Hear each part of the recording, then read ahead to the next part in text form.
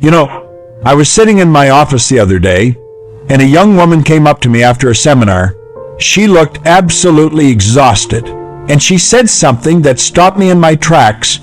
She said, "I feel like I'm playing a character in my own life, and I don't even remember auditioning for the role."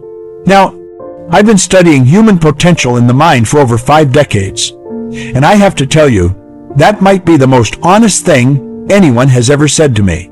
Because here's what nobody wants to admit. Most people have no idea who they actually are. They're living someone else's script, wearing someone else's costume, and wondering why the performance feels so draining. Let me ask you something, and I want you to be honest with yourself. When was the last time you made a decision based purely on what you wanted, not what you thought you should want? When did you last look in the mirror and recognize the person staring back at you? If you're struggling to answer these questions, welcome to the club. The membership is about 7 billion people strong, and the annual dues are your peace of mind, your joy, and your potential. It's a terrible club. The coffee is awful, and nobody knows why they joined. But here's the good news. I'm about to tell you something that might sound simple, but it's going to change everything if you really let it sink in. You ready? Your identity, the real you, isn't lost. It never was. It's just being buried under layers of conditioning, expectations, and stories you've been telling yourself since you were old enough to hear the word no. And today, we're going to dig it up together. Now, I know what some of you are thinking. Oh, great. Another self-help thing telling me to find myself. Should I buy a van and drive across the country? Take up pottery? Eat? Pray? Love my way through Italy? Listen, if you want to do those things, fantastic. But finding your identity doesn't require a passport or a pottery wheel. It requires something much simpler and infinitely more challenging. Honesty. Brutal, uncomfortable, no-holds-barred honesty with yourself. Let me paint you a picture of what's really happening. From the moment you were born, people started telling you who you were. Your parents had ideas about what kind of child you should be. Your teachers had expectations about how you should learn and behave. Your friends influenced what you should like and dislike. Society handed you a massive rule book filled with shoulds and shouldn'ts. And somewhere along the way, you started believing that this collection of external opinions was actually you. It's like you've been wearing a coat that everyone else picked out for you, and you've worn it for so long that you forgot you're even wearing it. You just think, this is me. I'm a coat person. This is who I am. But here's the thing, and this is crucial. You are not your coat. You're not your job title, your relationship status, your bank account balance, or your social media following. You're not even your thoughts and feelings, as strange as that might sound. You are the awareness behind all of those things. You are the observer, the consciousness that experiences life. Everything else is just temporary decoration. Now, why does this matter? Why should you care about finding your true identity when you've got bills to pay, responsibilities to handle, and a Netflix queue that's not going to watch itself? I'll tell you exactly why. Because living disconnected from your true self is like trying to run a marathon in shoes that are 3 sizes too small. You can do it, technically, but it's going to hurt every single step of the way, and you're never going to come close to your actual potential. When you don't know who you are, you make decisions that don't align with your values. You chase goals that don't fulfill you. You build a life that looks good on paper but feels empty in your chest. You wake up one day, successful by every external measure, and think, is this it? Is this all there is? Let me share something with you that changed my entire understanding of identity. There's a concept in psychology called the self-concept, and it's essentially the collection of beliefs you hold about yourself. Now, here's where it gets interesting. Your self-concept was formed primarily by 3 things. The reflected appraisals of others, meaning what other people told you about yourself. Social comparison, meaning how you stacked up against others. and your own interpretations of your experiences. Notice anything missing from that list? Your actual inherent nature. Your genuine preferences, talents, and desires that existed before the world started telling you who to be. Most people are walking around with a self-concept that was built by committee. It's like a house designed by 100 different architects who never talk to each other, and you're stuck living in it wondering why nothing makes sense and all the doors lead to closets. The foundation is someone else's expectations. The walls are made of social conditioning. The roof is held up by fear of judgment. And you're in the middle of it all, saying, I guess this is home. But here's the beautiful part, and this is where we get into the real work. You can rebuild. You can tear down the parts that don't serve you and construct something authentic. You can discover who you actually are beneath all those layers of conditioning. And it's not some mystical, mysterious process that requires you to sit on a mountaintop for 20 years. It's practical, it's doable, and you can start right now. So let's talk about how to actually find your true identity. First step, and this is non-negotiable, you need to start questioning everything you think you know about yourself. Every belief, every preference, every opinion. Ask yourself, is this actually mine, or did someone give this to me? Do you really hate vegetables? Or did your parents just never cook them well? Do you actually love your career? Or do you love the approval you get from having an impressive title? Are you genuinely introverted? Or did you just learn to protect yourself by staying quiet? This questioning process can be uncomfortable because you might discover that a lot of what you thought was you is actually just programming. But discomfort is the price of growth. And this is the most important growth you'll ever experience. Here's a practical exercise. Take out a piece of paper right now. I'm serious. Get a piece of paper or open a note on your phone. Write down 10 statements about yourself that start with, I am. Go ahead. I'll wait. Got them? Did your parents tell you that? Did society condition you to believe it? Did one person say it to you once, and you just accepted it as truth? You're going to be shocked at how few of those statements actually originated from your own authentic experience and observation. Second step, create space for self-observation. And I mean real space, not just 30 seconds between scrolling sessions. You need time alone with your thoughts, without input from the external world. This doesn't mean you need to meditate for hours, although if that works for you, fantastic.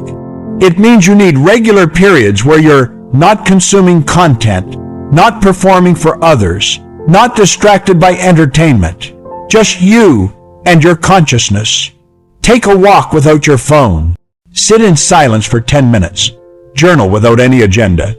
The goal is to observe what thoughts arise naturally when you're not being influenced by external stimuli. Here's what's going to happen, and this is important to understand. When you first create this space, your mind is going to panic. It's going to throw everything at you. Anxious thoughts, random memories, endless to-do lists, that embarrassing thing you said in 7th grade. This is normal. Your mind has been running on autopilot for so long that conscious observation feels threatening to it. But if you stick with it, if you consistently show up to observe yourself without judgment, patterns will start to emerge. You'll start to notice what genuinely excites you versus what you think should excite you. You'll recognize which thoughts are actually yours and which ones are just recordings of other people's voices playing in your head.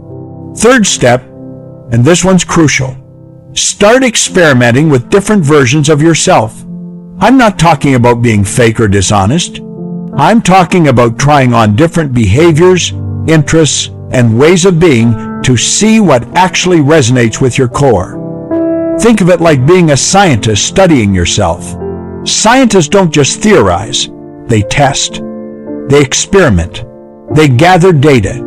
So try that hobby you've always been curious about but thought was too weird for you. Have a conversation where you express an unpopular opinion you actually believe. Dress in a way that feels authentic to you, even if it doesn't match your current style. The key is to pay attention to how you feel during these experiments. Not how others react, not whether you're good at it, but how it feels in your body and your spirit. Does it energize you or drain you? Does it feel like coming home or like wearing someone else's clothes? Fourth step, identify your values. Not the values you think you should have, but the ones you actually hold. Values are like a compass for your identity. They tell you what matters to you at the deepest level. But here's the trick. Most people have never actually done this work. They've just inherited a value system from their family, culture, or religion and assumed it was theirs. So let me give you a practical way to identify your real values. Think about the moments in your life when you felt most alive, most fulfilled, most authentically you. What was happening? What were you doing? Who were you with? Now look for the common threads. Maybe you were creating something. Maybe you were helping someone. Maybe you were learning something new or exploring somewhere unfamiliar. Those threads point to your core values. Let me tell you something I learned the hard way. Your values might not be impressive. They might not make sense to other people. They might not fit the narrative you've built about who you're supposed to be. And that's exactly why they're valuable. I once worked with a lawyer who realized her core value wasn't justice or success or any of the things that led her to law school. It was beauty. She valued beauty, aesthetics, creating visually pleasing things, and she'd spent 15 years in a career that had nothing to do with that value, wondering why she felt so empty. Once she identified this, she started finding ways to incorporate beauty into her life, and eventually, she transitioned to a career in design. She's happier now than she's been in decades, not because design is objectively better than law, but because it aligns with who she actually is. Fifth step, surround yourself with people who are also doing this work. Identity formation doesn't happen in isolation. We're social creatures, and we need mirrors to see ourselves clearly. But you need the right kind of mirrors. People who reflect your authentic self back to you, not people who only validate the persona you've constructed. Find friends, mentors, or communities where you can be honest about your struggles, your questions, your journey, where you can say, I don't know who I am, without someone immediately trying to fix you or tell you who you should be. These relationships are gold because they give you permission to explore without judgment. Now, here's something that might surprise you. Finding your identity isn't a one-time event. It's not like you're going to do these exercises, have a lightning bolt moment, and suddenly know exactly who you are forever. Identity is fluid. It evolves. The person you are at 25 is different from the person you'll be at 45. And that's not only okay, it's necessary. The goal isn't to find a fixed identity and cling to it for dear life. The goal is to develop a relationship with yourself that's honest, curious, and ongoing. To check in regularly and ask, is this still me? Does this still align with who I'm becoming? Think of it this way. You're not trying to discover a statue buried in the ground that's been there all along, unchanging and permanent. You're a sculptor, and you're both the artist and the clay. You're constantly shaping yourself based on new experiences, new information, new growth. But the difference between living authentically and living on autopilot is that when you're conscious of this process, you're making intentional choices about the shape you're taking. You're the artist, not just the clay being molded by external forces. Let me give you one more practical tool, because I don't want you walking away from this with just concepts. I want you to have something you can use today.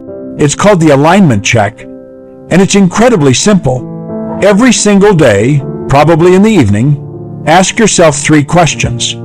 First, did I do something today that felt authentically me? Second, did I pretend to be someone I'm not, and why?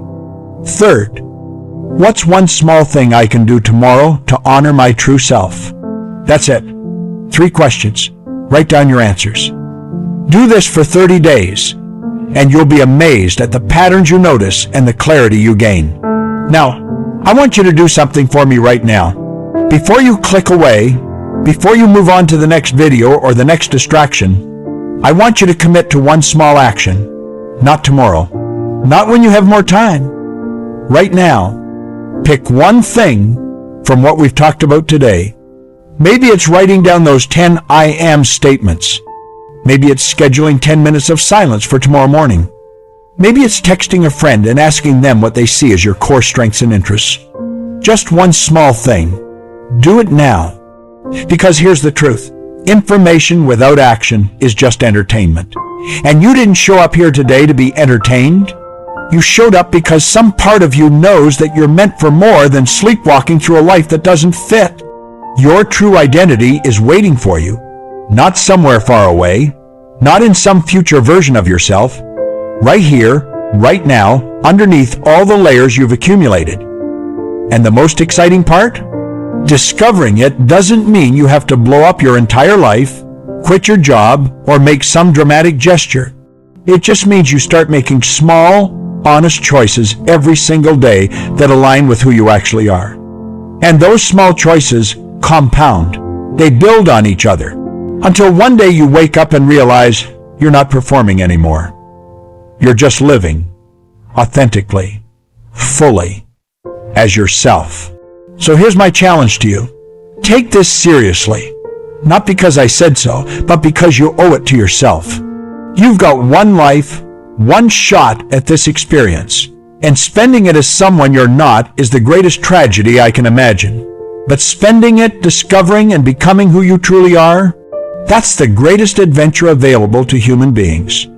Drop a comment below and tell me, what's one belief about yourself that you're questioning right now? What's one thing you've always accepted as true about your identity that might actually just be programming? I read every comment, and I'm genuinely curious about your journey. And if this resonated with you, if something I said today sparked something in you, hit that subscribe button because we're just getting started. Every week, we're diving deeper into how your mind works, how to unlock your potential, and how to build a life that actually feels like yours. You deserve that. Don't forget it. Now go do that one small thing you committed to. I'll be here when you get back.